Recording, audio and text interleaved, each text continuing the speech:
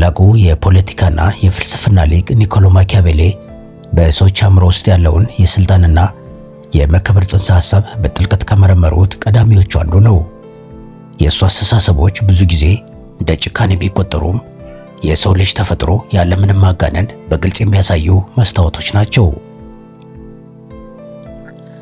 በዕለት ከዕለት ሕይወታችን ውስጥ እውነተኛ ክብርን እንዴት ማግኘት እንደምንችል ለመረዳት የማኪያቬሊን እይታዎች መመርመር እጅግ አስፈላጊ ነው።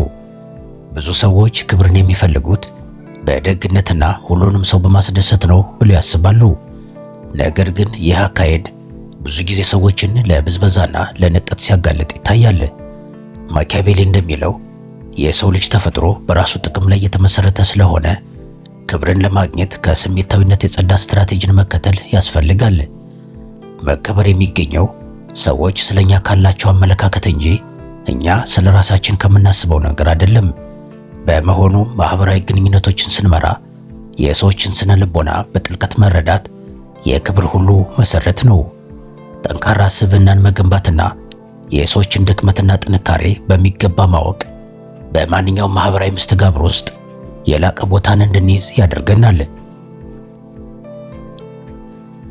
በማኪያቬሊ ፍልስፍና ውስጥ በጣም ታዋቂው ጥያቄ መወደድ ወይስ መፈራት ይሻላል የሚለው ነው። የሰውን ልጅ ስነ ልቦና በጥልቀት ስንመረምር ፍቅር በብዙ ሁኔታዎች ተለዋዋጭና በሁኔታዎች ላይ የተመሰረተ መሆኑን እንገነዘባለን። ሰዎች የራሳቸው ጥቅም ሲነካ ወይም ፈተና ሲገጥማቸው ያንን ፍቅር በቀላሉ ሊረሱት ይችላሉ። በሌላ በኩል ግን የተወሰነ ደረጃ ያለው ፍርሃት ወይም መፈራት ሰዎች ድንበራቸውን እንዲያውቁና እናንተን ከመጉዳት እንዲቆጠቡ ያደርጋቸዋል። ይህ ማለት ጭራቅ መሆን ወይም ፈጽሞ ክፉ መሆን ማለት ሳይሆን ሰዎች እናንተን ለመጉዳት ሲያስቡ ሊመጣ የሚችለውን መዘዝ እንዲገነዘቡ ማድረግ ማለት ነው። ክብራችሁን ለማስጠበቅ ሰዎች የእናንተን ደግነት እንደ ደካማነት እንዳይቆጥሩት መጠንቀቅ ያስፈልጋል። መወደድ ጥሩ ቢሆንም መወደድና መፈራት በአንድ ላይ መሄድ ካልቻሉ መፈራት ወይም አክብሮት የተሞላበት ፍርሃት የበለጠ አስተማማኝ ነው። ምክንያቱም ፍርሃት የሚመነጨው ከቅጣት ስጋት ስለሆነ በቀላሉ አይጠፋም። ይህ ሚዛን ሲጠበቅ ማንም ሰው የእናንተን መብት ለመጋፋት አይደፍርም። ፍርሃትን እንደ ክብር ማስጠበቂያ መሳሪያ መጠቀም ጠቃሚ ቢሆንም ማኪያቬሊ በጥብቅ የሚያስጠነቅቀው ነገር ቢኖር መጠላትን ማስወገድ ነው። ሰዎች ሊፈሯችሁ ይችላሉ፣ ነገር ግን ከጠሏችሁ ሁልጊዜ እናንተን ለመጣል ጊዜ ይጠብቃሉ። ጥላቻን ለማስወገድ ዋናው መንገድ የሰዎችን ንብረት፣ ክብርና ቤተሰብ አለመንካት ነው። መሪም ሆነ ተራ ግለሰብ በማህበረሰብ ውስጥ ሲኖር የሌሎችን የራስ ክብር ወይም ኢጎ ላለመጉዳት ከፍተኛ ጥንቃቄ ማድረግ አለበት። አንድን ሰው በሌሎች ሰዎች ፊት ማዋረድ ወይም ያለአግባብ መበዝበዝ ጥልቅ የሆነ ጥላቻን ይፈጥራል። ክብር የሚገነባው ፍትሐዊነትን በማሳየትና ጠንካራ አቋምን በማንጸባረቅ እንጂ ሌሎችን በማንገላታት አይደለም። በመሆኑም ድንበራችሁን ስታስከብሩ ቁርጠኛና ጠንካራ መሆናችሁ እንዳለ ሆኖ አላስፈላጊ ጭካኔን ግን ማስወገድ አለባችሁ። ሰዎች የእናንተን ጥንካሬ ሲያዩ ያከብሯችኋል። በተጨማሪም ፍትሐዊ መሆናችሁን ሲያውቁ ጥላቻን አያዳብሩም። በዚህ መንገድ በጥበብ የሚመራ ሰው ሁልጊዜም በሰዎች ዘንድ እጅግ የተከበረ፣ የተፈራም የተወደደም ይሆናል። ሁልጊዜ ጥሩ መሆንና በጎነትን ብቻ ማሰብ በክፎች በተሞላው ዓለም ውስጥ አደጋን ያመጣል። ማኪያቬሊ እንደሚለው ሁልጊዜ ደግ ለመሆን የሚሞክር ሰው ደግ ባልሆኑት ብዙ ሰዎች መካከል መጥፋቱ አይቀርም። በሰዎች ዘንድ ለመከበር መቼ ጥሩ መሆን እንዳለባችሁና መቼ ደግሞ ጥብቅና ርኅራኄ የለሽ መሆን እንዳለባችሁ ማወቅ ግድ ይላል። ሁሉም ሰው የራሱን ጥቅም በሚያሳድድበት በዚህ ዓለም ውስጥ የዋህነት ብዙ ጊዜ እንደ ጅልነት ይቆጠራል እንጂ አክብሮትን አያተርፍም። እውነተኛ ክብር የሚገኘው ሰዎችን በማንበብና እንደየሁኔታው የሚስማማውን እርምጃ ከመውሰድ ነው። አንድ ጊዜ በሰዎች ከተጠቃችሁ በኋላ ዝም ካላችሁ ሌሎችም ያንን እንደ ግብዣ ወስደው ሊያጠቋችሁ ይችላሉ። በመሆኑም ሕልውናችሁንና ክብራችሁን ለማስጠበቅ ስትሉ አስፈላጊ ሲሆን የሰላ ጥርሳችሁን ለማሳየት ወደ ኋላ ማለት የለባችሁም። በጎነት ጥሩ ቢሆንም በጎነትን መጠበቅ የሚቻለው ጠንካራና አደጋን ለመቋቋም የተዘጋጀ ስብዕና ሲኖር ብቻ ነው። ይህንን ጥበብ የተላበሰ ግለሰብ ማንም በቀላሉ ሊጫወትበት አይችልም። ሌላው ወሳኝ ነጥብ ደግሞ ውሳኔ ሰጭነትና ቁርጠኝነት የሰዎችን ክብር ለመሳብ እጅግ ወሳኝ የሆኑ ባህሪያት ናቸው።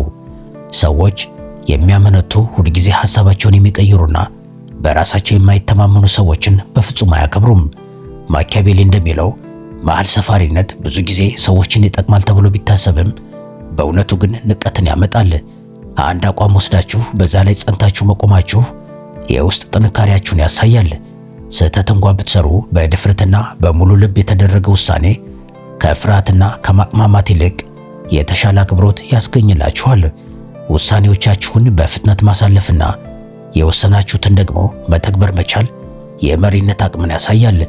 ተለዋጭ ባህሪ ያላቸው ሰዎች በማህበረሰቡ ዘንድ እምነት አይጣልባቸውም። ጠንካራ ሰዎች ራዕያቸው ግልጽ ነው፣ የሚፈልጉትን ያውቃሉ፣ ለዛም በሙሉ ኃይላቸው ይሰራሉ። ይህ አይነቱ ቁርጠኝነት ካላችሁ በዙሪያችሁ ያሉ ሰዎች በእናንተ ላይ ትልቅ እምነትና ክብር እንዲያሳድሩ ያደርጋል።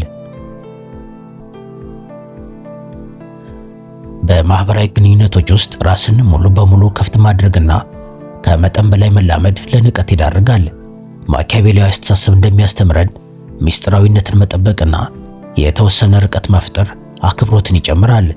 ስለ ራሳችሁ፣ ስለ ዕቅዳችሁና ስለ ስሜታችሁ ሁሉንም ነገር ለሰዎች ስትነግሩ ሰዎች እናንተን እንደ ተራ ሰው ማየት ይጀምራሉ። ነገር ግን የተወሰኑ ነገሮችን ለራሳችሁ ስታስቀሩ ሰዎች ስለ እናንተ ማሰብ ይጀምራሉ። እናንተንም ለመረዳት ሁልጊዜ ይጥራሉ። ይህ ምስጢራዊነት ሰዎች በእናንተ ላይ ትልቅ ግምት እንዲሰጡ ያደርጋቸዋል። ሁልጊዜ ተደራሽ አለመሆንና አልፎ አልፎ ብቻ ብቅ ማለት የራሳችሁን ዋጋ ከፍ ያደርገዋል። ለመገመት የሚያስቸግር ስብዕና መገንባት ሰዎች እናንተን በቀላሉ እንዳይተነብዩ ያደርጋቸዋል። ይህም ጠላቶቻችሁ ጥቃት ከመሰንዘራቸው በፊት ሁለት ጊዜ እንዲያስቡ ሲያደርጋቸው፣ ወዳጆቻችሁን ደግሞ ሁልጊዜ እንዲያከብሯችሁ ያደርጋል። ስለዚህ ንግግራችሁን መመጠንና አብዝታችሁ ማዳመጥ ለክብራችሁ ትልቅ አስተዋጽኦ አለው። ሌላው ጉዳይ ደግሞ ራስን መቻል ወይም ሰልፍ ሬዚሊያንስ የክብር ሁሉ መሰረትና የመጨረሻው ግብ ነው። በሌሎች ሰዎች እርዳታ፣ ድጋፍ ወይም ይሁንታ ላይ የተመሰረተ ህይወት የሚኖር ሰው መቼም ቢሆን እውነተኛ ክብር አይኖረውም። ማኪያቬሊ አጥብቆ የሚመክረው የራሳችሁ ኃይልና ችሎታ ላይ ብቻ መተማመን አለባችሁ። ሰዎች እናንተን የሚፈልጉበትን እንጂ እናንተ እነሱን የምትፈልጉበትን ሁኔታ ማጥፋት አለባችሁ።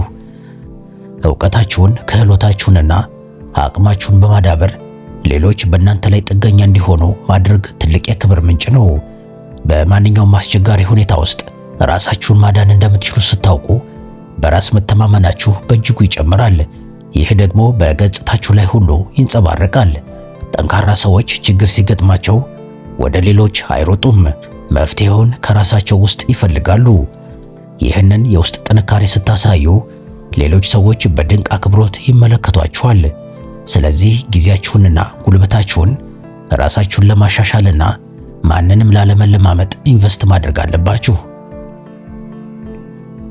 በዘመናዊ ማህበረሰብ ውስጥ ክብርን አግኝቶ ለመኖር የቀበሮውና የአንበሳው ስትራቴጂን መጠቀም ግድ ይላል።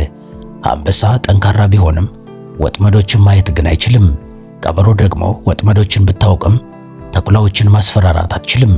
ማኪያቬሊ እንደጻፈው አንድ ስኬታማ ሰው ወጥመዶችን ለማወቅ ቀበሮ፣ ተኩላዎችን ለማስፈራራት ደግሞ አንበሳ መሆን አለበት።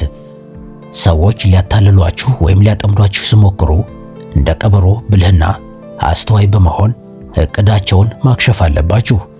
በተመሳሳይ ጊዜ ማንም እናንተን ለመዳፈር እንዳያስብ እንደ አንበሳ ግርማ ሞገስ ያለውና ጠንካራ መሆን ያስፈልጋል። ይህ ማለት እንደ ሁኔታው መለዋወጥና ትክክለኛውን ባህሪ ማሳየት መቻል ማለት ነው። ብልህነትና ጉልበት ሲጣመሩ የማይበገር ስብዕናን ይፈጥራሉ። አደጋን አስቀድሞ ማወቅና ሲመጣም ሳይፈሩ መጋፈጥ የጠንካራ ሰዎች መገለጫ ነው። ሰዎች ይህን ባህሪ በእናንተ ላይ ሲያዩ መቼም ቢሆን እናንተን በቀላሉና ዝቅ አድርገው አይመለከቷችሁም።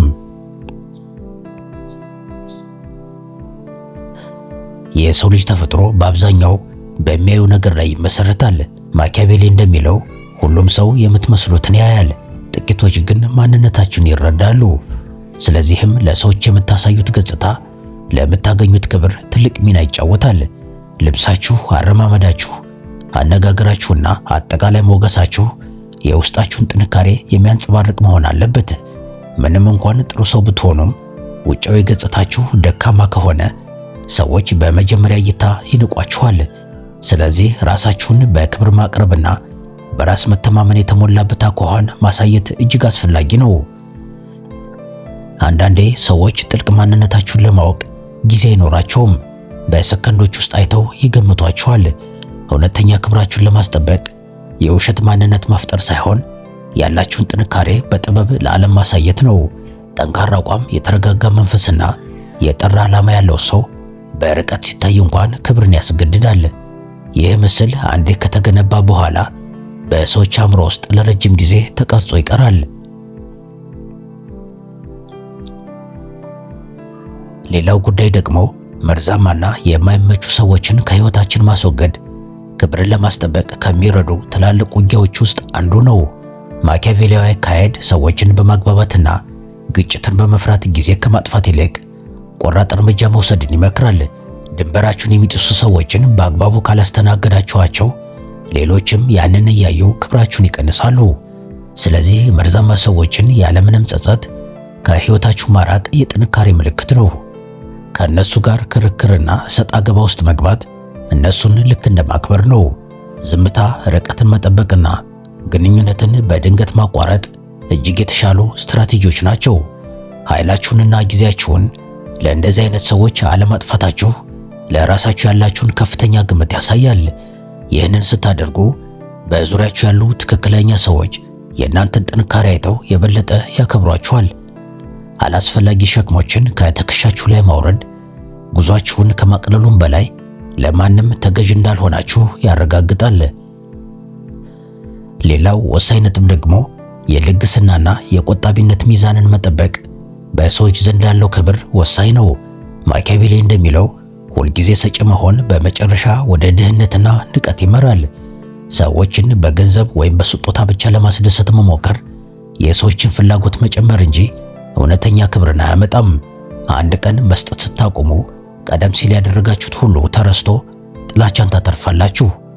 ስለዚህ ቆጣቢ መሆንና ሀብታችሁን በአግባቡ ማስተዳደር የጥበበኞች መንገድ ነው። ሰዎች የራሳቸው የሆነ ጠንካራ ኢኮኖሚ እንዳላችሁ ሲያውቁ በተፈጥሮ ያከብሯችኋል። መቼና ለማን መስጠት እንዳለባችሁ ስትራቴጂካዊ መሆን አለባችሁ። በችግር ጊዜ የምታደርጉት ጥቂት እርዳታ ከሁል ጊዜ ልግስና የበለጠ ዋጋና ክብር ይሰጠዋል።